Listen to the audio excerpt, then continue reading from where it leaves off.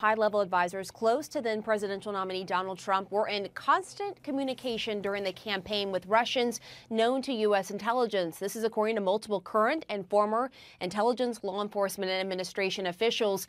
President-elect Trump and then President Barack Obama were both briefed on the details of these extensive communications between suspected Russian operatives and people associated with the Trump campaign and the Trump business. And as you'll recall, last month during that big briefing, according to U.S. officials familiar with this matter, and both the frequency of the communications during the summer, we're told, during early summer, and the proximity to Trump of those involved raised a red flag with U.S. intelligence and law enforcement. According to these officials, the communications were intercepted during routine intelligence collection targeting Russian officials and other Russian nationals known to U.S. intelligence. And among several senior Trump advisors regularly communicating with Russian nationals were then campaign manager Paul Manafort and then advisor Michael Flynn, according to law enforcement and intelligence officials we've been speaking with. Manafort, as you'll recall, joined the campaign in March, and then he was out mid-August. Flynn stayed on and resigned as Trump's national security advisor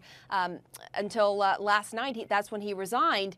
And we should point out that we've reached out to both of them. Manafort, for one, has denied any communication with the Russians. We've repeatedly tried to reach out to Michael Flynn as well. We're awaiting response, but officials emphasized on that communications between campaign staff and representatives of foreign governments, they're not unusual. However, these communications